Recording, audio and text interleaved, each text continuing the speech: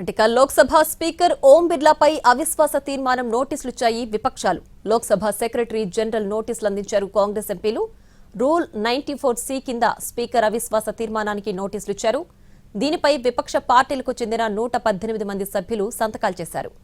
రాష్ట్రపతికి ధన్యవాదాలు తెలిపే తీర్మానంపై చర్చలో మాట్లాడేందుకు విపక్ష నేత రాహుల్ గాంధీకి అవకాశం ఇవ్వకపోవడం, 8 మంది సభ్యులపై సస్పెన్షన్ వేటు వేయడం, కాంగ్రెస్ మహిళా ఎంపీలపై నిరాధార ఆరోపణలు చేసిన బీజేపీ ఎంపీ నిషికాంత్ దూబేపై చర్యలు చేపట్టకపోవడం వంటి కారణాలతో ఈ డిమాండ్ను విపక్షాలు తెరపైకి తీసుకొచ్చాయి. స్పీకర్పై అవిశ్వాస తీర్మానం పెట్టాలంటే కనీసం 100 మంది ఎంపీల సంతకాలు అవసరం. ప్రస్తుతం 118 మంది ఎంపీలు సంతకాలు చేశారు. అంతకుముందు కాంగ్రెస్ నేతృత్వంలో జరిగిన భేటీలో టీఎంసీ, డీఎంకే, వామపక్షాలు, Samajwadi party, RJD, Shiv Sena, UBT, NCP, SP, ఇతర పార్టీలున్నాయి.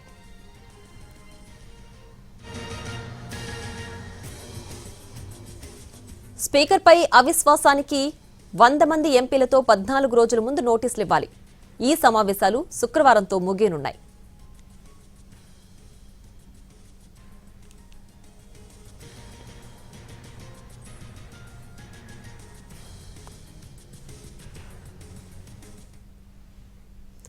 ఇక లోక్సభ స్పీకర్ ఓం బిర్లాపై అవిశ్వాస తీర్మానం నోటీసులిచ్చాయి విపక్షాలు. దీనికి సంబంధించి పూర్తి డీటెయిల్స్ మా ప్రతినిధి ప్రసాద్ అందిస్తారు. ప్రసాద్,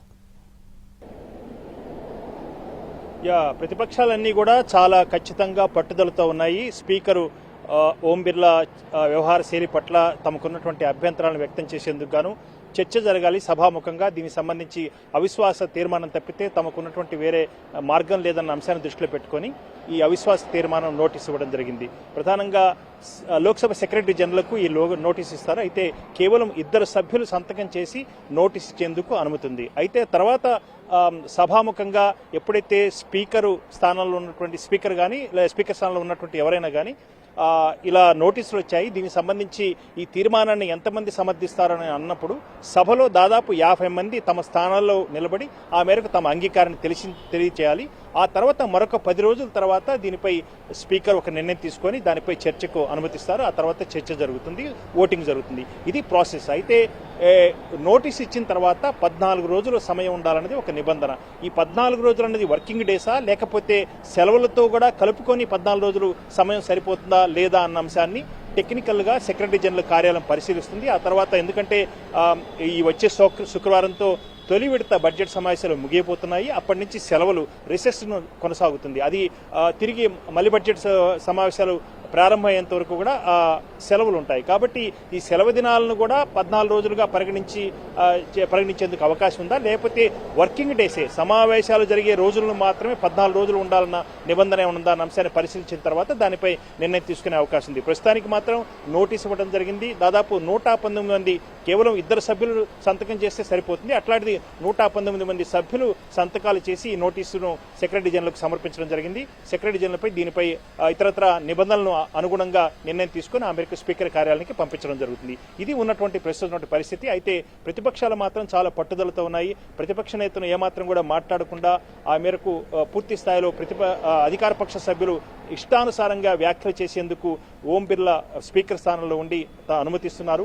ఆయన నిష్పక్షపాతంగా వ్యవహరించాల్సిందే. ఆ మేరకు ఏమాత్రం కూడా జంకు బొంకు లేకుండా అధికార పక్షానికి కొమ్ము కాస్తున్నారన్నది ప్రతిపక్షాల యొక్క ఆరోపణ. దాంతోపాటు 8 మంది ప్రతిపక్షాలకు చెందిన సభ్యులను సస్పెన్షన్ చేయడం జరిగింది. అదేవిధంగా ప్రతిపక్షాలకు చెందిన మహిళా ఎంపీలు చాలా దౌర్జన్యం చేపారు. అదేవిధంగా ప్రధానమంత్రి దాడి చేసేందుకు కూడా పథకం పన్నారు.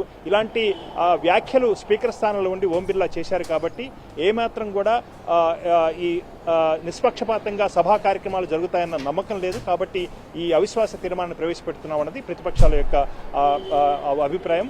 ఆ మేరకు ఎట్టి పరిస్థితుల్లోనూ గాను ఎలాంటి రాజీగా అంగీకరించేది లేదు, ఎలాంటి అవగాహన కూడా వచ్చేది లేదన్న అంశాన్ని కూడా కొద్ది నిమిషాల క్రితం స్పీకర్ కార్యాలయంలో జరిగినటువంటి సమావేశంలో కూడా Congress party deputy leader Gaurav Gogoi అదేవిధంగా కేసీ వేణుగోపాల్ పార్లమెంటరీ వ్యవహారాల శాఖ మంత్రి కిరణ్ రిజిజుకు స్పష్టం చేయడం జరిగింది. ఆ తర్వాత తీసుకున్నటువంటి నిర్ణయం ప్రకారం నోటీస్ ఇచ్చారు. ఆ నోటీసుపై తదుపరి కార్యాచరణ ఏ రకంగా ఉండాలన్నది స్పీకర్ నిర్ణయించి ఆ మేరకు దానిపై చర్చ జరిగేందుకు అవకాశం ఉంది. ఆ తర్వాత ఓటింగ్ జరిగే అవకాశం ఉంది. అయితే ఈ సమావేశాలు శుక్రవారంతోనే ముగిపోతున్నాయి కాబట్టి వచ్చే మలి విడత బడ్జెట్ సమావేశాల్లో మాత్రమే దీనిపై ఒక నిర్ణయం తీసుకొని దీనిపై చర్చ జరిగేందుకు ఆ తర్వాత ఓటింగ్ జరిగేందుకు అవకాశం ఉంది.